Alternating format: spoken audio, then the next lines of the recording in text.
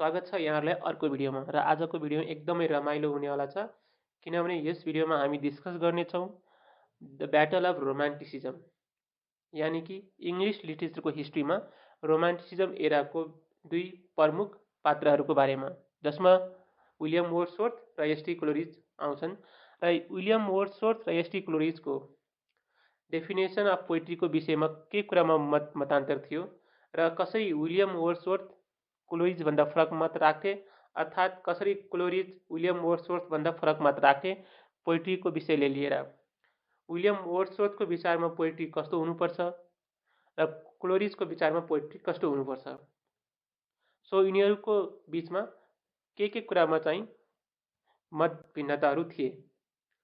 हुन त यिनीहरू सुरुमा साथी नै थिए।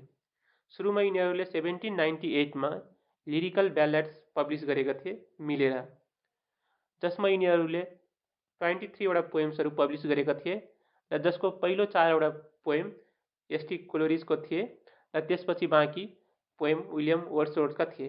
तर कसरी पछि गएर यिनीहरू अलग अलग विचारका भए र कसरी पछि यिनीहरूको परिभाषाहरू फरक फरक भए। सो यो सबै कुरा हामी डिस्कस गर्नेछौँ आज, जसमा हामी स्पेसली विलियम वर्ड्सवर्थलाई रोमान्टिसिजम एराको चाहिँ पायोनियर मानिन्छ र उनलाई चाहिँ रोमान्टिसिजमको एउटा फादर नै मानिन्छ।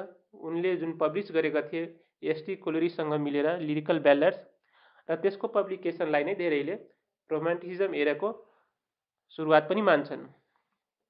तर आज हामी तिनीहरूको बिचको मत भिन्नता र साथसाथै क्लोरिजको विचारमा फेन्सी र इमेजिनेसन बिचको फरक र प्राइमरी र सेकेन्डरी इमेजिनेसन बिचको फरक पनि हामी डिस्कस गर्नेछौँ।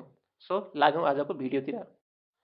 त साथीहरू, एसटी क्लोरिज र विलियम वर्ड्सवर्थलाई रिभाइभल अफ रोमान्टिसिजमको लिडर्स मानिन्छ किनभने तिनीहरूले 1798मा लिरिकल ब्यालेड्स भने पोइट्रीको एउटा एन्थोलोजी पब्लिस गरेका थिए, जसमा टोटल 23 वटा पोएम्स थिए र पहिलो 4 वटा चाहिँ क्लोरिजका पोएम्सहरू थिए र जसमा सबैभन्दा फेमस क्लोरिजका poem the rime of ancient mariner पनि पर्छ।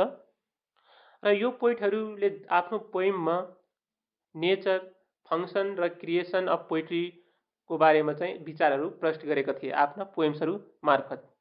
र यिनीहरूको पोइट्री पढ्यो भने हामीले नेचरको बारेमा, इमेजिनेसनको बारेमा, ब्युटी अफ नेचरको बारेमा र नेचरले कसरी काम गर्छ त्यसको बारेमा चाहिँ धेरै कुराहरू थीमेटिकली डिस्कस गरेको पाइन्छ। सो अब हामी उनीहरू बिचको डिफ्रेन्सेसको कुरा गर्दाखेरि कसरी वर्ड्सवर्थ क्लोरिजभन्दा फरक थिए र कसरी क्लोरिज चाहिँ वर्ड्सवर्थभन्दा फरक थिए। सुरुमा एकदमै मिल्ने साथी भए पनि यिनीहरूको विचार किन फरक हुन गयो त पछि। अब वर्ड्सवर्थको विचारमा पोइट्री भनेको spontaneous overflow of powerful feelings, तर क्लोरिजको विचारमा पावरफुल इमोसन्स एन्ड इमेजिनेसन्स। खालि स्पोन्टेनियस फ्लो नभएर एउटा चाहिँ पावरफुल इमोसन्स र इमेजिनेसन, एउटा डिप कन्टेम्प्लेसन, गहिरो सोचाइमा आएको, गहिरो सोचाइबाट प्राप्त भएको पावरफुल इमोसन्स र इमेजिनेसनलाई क्लोरिजले पोइट्री भनेर डिफाइन गरेका छन्। त्यस्तै गरी वर्ड्सवर्थले डिफाइन गर्छन् कि पोइट्री भनेको त्यो कुरा हो जुन इमोसनलाई हामीले एकदमै पिसफुल इन्भाइरोमेन्टमा रिमेम्बर गर्छौँ, मेमोराइज गर्छौँ वा सम्झिन्छौँ। तर क्लोरिजले भन्छन् कि पोइट्री भनेको त्यो कुरा हो जसमा हामी एकदमै गहिरिएर सोचेर जुन कुरा लजिकली हामी बाहिर निकाल्छौँ र आफ्नो क्रिएट गर्छौँ। सो त्यस्तै गरी वर्ड्सवर्थको विचारमा फेन्सी कुनै इमेजिनेसन होइन र क्लोरिजको विचारमा nature is totally objective to human passions. र उनले बायोग्राफी र लिटरेचरमा लेख्छन् कि नेचर भन्ने कुरा ह्युमन प्यासनसँग टोटली अब्जेक्टिभ हुन्छ, टोटली चाहिँ फरक हुन्छ। उसलाई ह्युमन प्यासन्समा के भइरहेछ, ह्युमनले कसरी रियाक्ट गर्छ भन्ने कुरा नेचरसँग कुनै रिलेसन हुँदैन। सो नेचरलाई हेरेर रिसाउने, नेचरलाई हेरेर चाहिँ खुसी हुने भन्ने कुरा क्लोरिजको विचारमा चाहिँ हुँदैन। मान्छे आफू खुसी भयो भने ऊ नेचर पनि राम्रो देख्छ, मान्छे आफू दुःखी भएको बेलामा ऊ नेचर पनि त्यस्तै भायोलेन्ट र नेचरमा पनि त्यस्तै क्रुअल्टी देख्छ। सो नेचरबाट मान्छेले आफ्नो इमोसन डेभलप गर्ने होइन कि मान्छेमा भएको इमोसनले गर्दा उसले नेचरलाई त्यही रूपले डिफाइन गर्छ। यसरी चाहिँ वर्ड्सवर्थ र क्लोरिजको बिच फरक पाइन्छ। वर्ड्सवर्थको बिचमा नेचर चाहिँ मान्छेको इमोसन्स चेन्ज गर्नमा एकदमै रेस्पोन्सिबल हुन्छ। यदि नेचर राम्रो भयो भने मान्छे त्यसबाट राम्रो कुरा सिक्छ, मान्छे खुसी हुन्छ नेचरको ल्याबमा गयो भने। तर क्लोरिजको विचारमा मान्छे र नेचरसँग कुनै सम्बन्ध हुँदैन। मान्छेले आफ्नै इमोसन्स, मान्छेले आफ्नै भावनामा आएर नेचरलाई त्यही अनुसार डिफाइन गरेको हुन्छ। सो अगाडि वर्ड्सवर्थले भन्छन् कि nature plays a vital role in the creative mind of a poet. नेचरले पोइटलाई एकदमै बढी सहयोग गर्छ उसलाई कुनै पनि क्रिएसन गर्नको लागि। र अगाडि फेरि उनले भन्छन् कि language of poetry should be the language of the general people. सबैभन्दा इम्पोर्टेन्ट उनको एउटा विचार रहेको थियो, उनको एउटा फिलोसफी रहेको थियो कि ल्याङ्ग्वेज अफ पोइट्री यानि कि पोइट्रीको भाषा सामान्य मानिसको भाषा जस्तो हुनुपर्छ। एउटा आम मानिसले बोलीचालीमा प्रयोग गर्ने भाषा, एउटा आम मानिसले पनि बुझ्ने भाषा हुनुपर्छ पोइट्रीको भनेर चाहिँ वर्ड्सवर्थले त्यसरी पोइट्रीको विषयवस्तुलाई डिफाइन गरेको पाइन्छ। त्यस्तै गरी फरक मत राख्दै क्लोरिजले भन्छन् poetry should be suitable to the manner and matter of poetry. So subject matter जुन हुन्छ त्यो चाहिँ पोइट्रीको म्यानर र म्याटर अनुसार फरक हुन्छ। यदि पोइट्रीको सब्जेक्ट म्याटर चाहिँ डिप छ, हेभी छ भने त्यही अनुसारको ल्याङ्ग्वेज हुनुपर्छ। यदि सब्जेक्ट म्याटर पोइट्रीको चाहिँ लाइट छ, ह्युमरस छ, कमिक छ भने त्यही अनुसारको ल्याङ्ग्वेज पनि युज गर्नुपर्छ।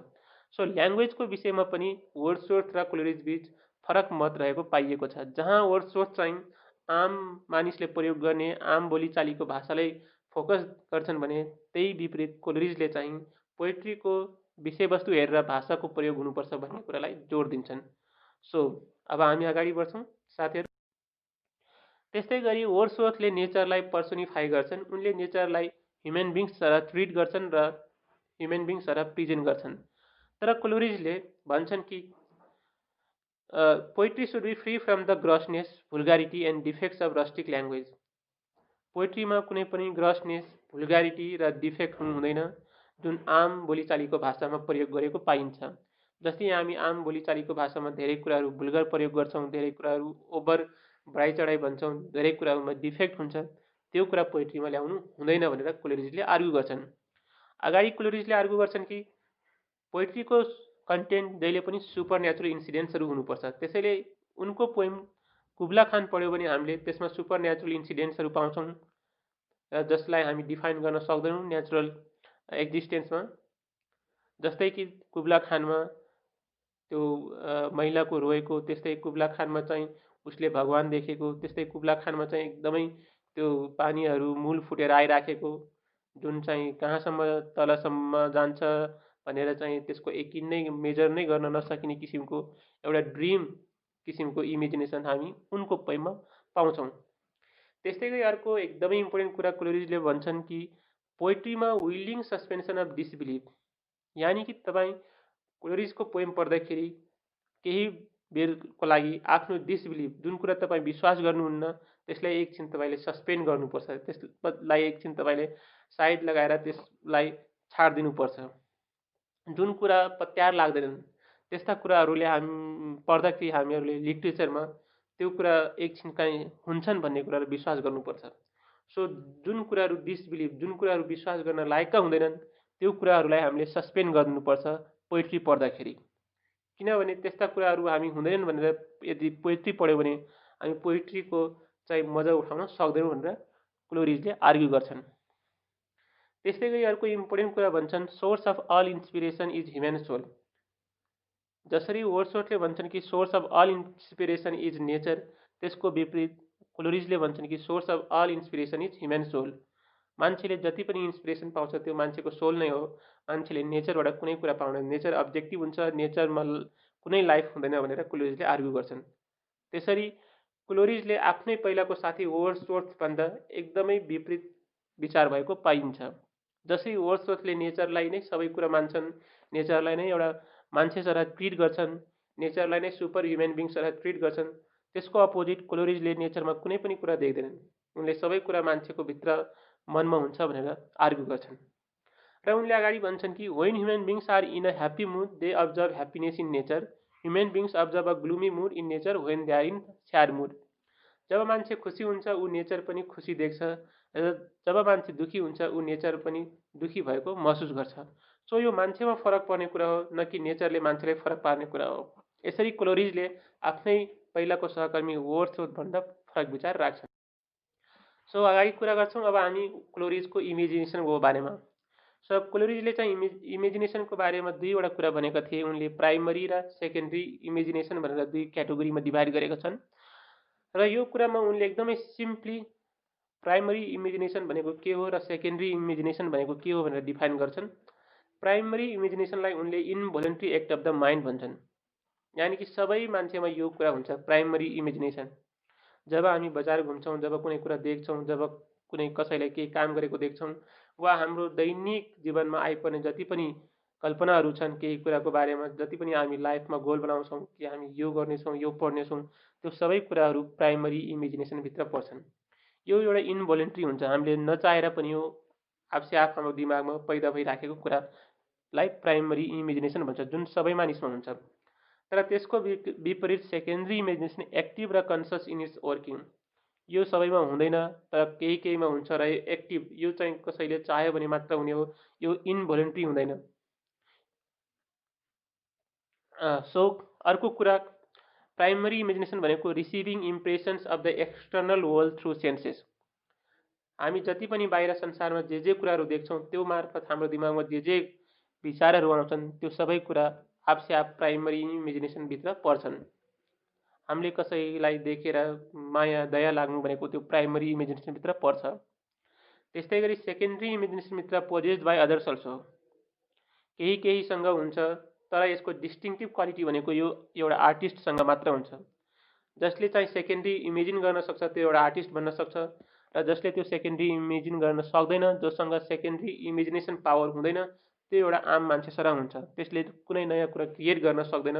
त्यसले लाइफको बारेमा सामान्य मान्छेले जस्तै सोच राख्छ, तर त्यसले केही कुरा नयाँ सोचेर भएको कुराबाट उसले केही कुरा नयाँ क्रिएट गर्दैन। जस्तै फर इक्जाम्पल हामी नोभलिस्टलाई लिन सक्छौँ साथीहरू। यहाँ नोभलिस्टहरू, फिक्सन राइटरहरू, पोइटहरू वा आर्टिस्टहरू, पेन्टरहरू, उनीहरूले भएको कुरालाई देखेर केही नयाँ कुरा सो गर्छन्, केही नयाँ कुरा प्रेजेन्ट गर्छन् र उनीहरूको आर्ट, वर्क अफ आर्टलाई धेरै पढ्छन् र एउटा नयाँ विषयवस्तु आयो भनेर कुरा गर्छन्।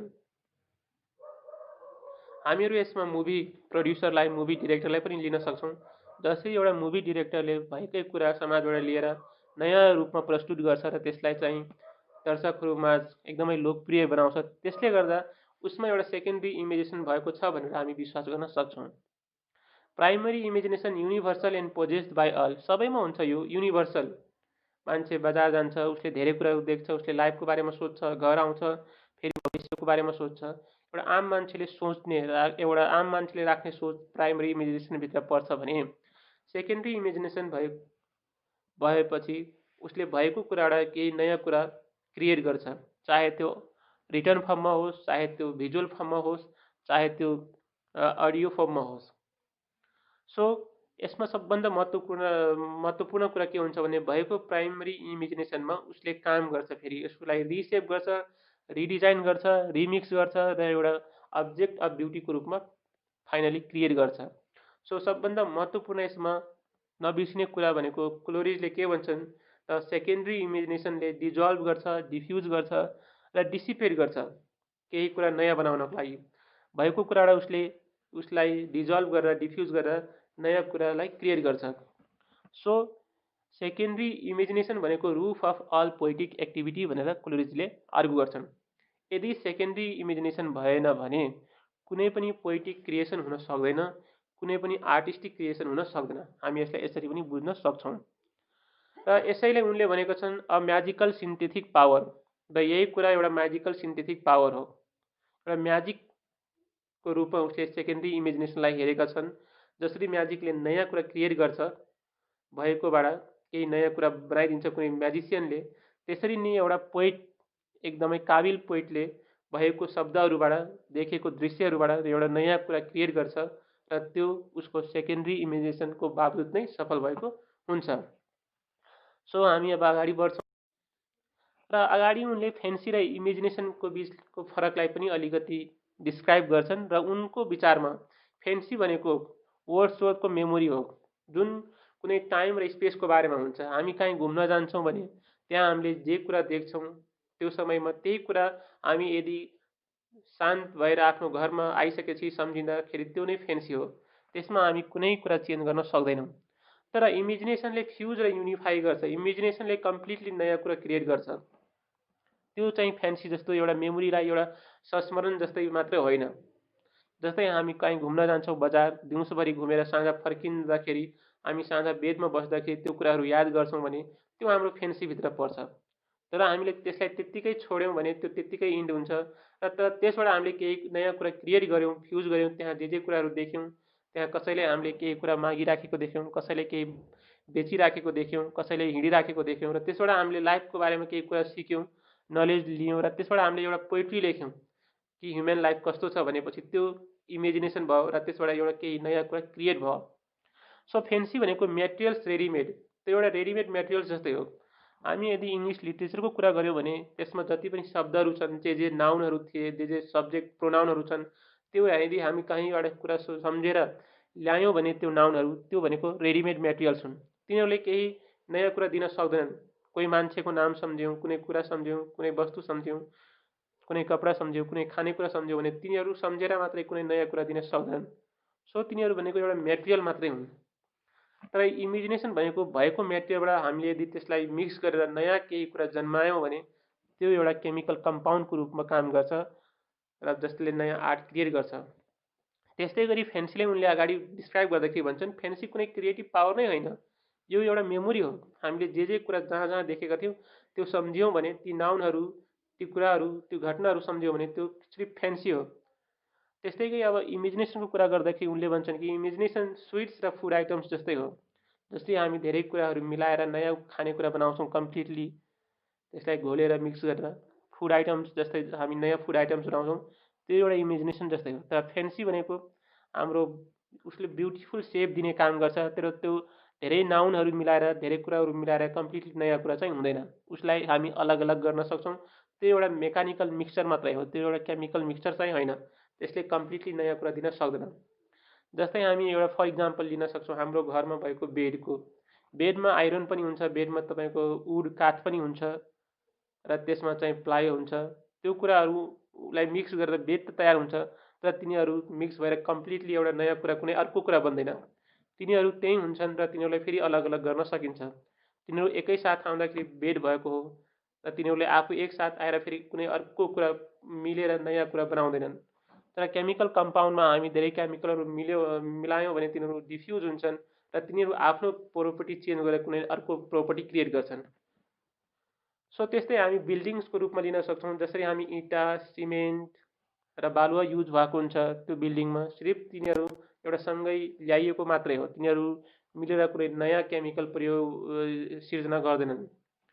सो इलेक्ट्रोनिक गुड्सहरू त्यसरी फेन्सी र इमेजिनेसन बीच क्लोरिजले चाहिँ फरक छुट्याएको छन्। जहाँ फेन्सी एउटा चाहिँ मेटेरियल्सको रूपमा मात्र प्रयोग गर्छ कुनै नयाँ कुरा क्रिएट गर्नको लागि, त्यहाँ इमेजिनेसन त्यही मेटेरियललाई लिएर, फेन्सीमा भएको हाम्रो मेमोरीमा भएको मेटेरियललाई लिएर नयाँ कुरा क्रिएट गर्छ। सो हामी इङ्ग्लिस लिट्रेचरमा यदि कुरा गऱ्यौँ भने फेन्सीको रूपमा हामीले ती शब्दहरूलाई, नाउन, प्रोनाउनहरूलाई लिन सक्छौँ, भर्बहरूलाई लिन सक्छौँ। भने इमेजिनेसनको कुरा गऱ्यौँ भने हामी नयाँ आइडिया, त्यही शब्दहरूलाई लिएर हामी यदि नयाँ आइडियाको कुरा गर्छौँ भने, किनभने पोइममा जति पनि शब्दहरू युज भएको हुन्छन् त्यो शब्द सिर्फ एउटै पोइटले मात्र युज गरेको छ भन्ने हुँदैन, अरूले पनि युज गर्छन्। तर कसैले त्यही शब्द लिएर नयाँ आइडिया ल्याउँछ भने कसैले भएको शब्दबाट केही कुरा ल्याउन सक्दैन।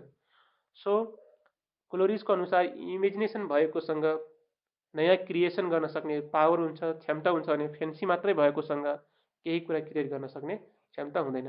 सो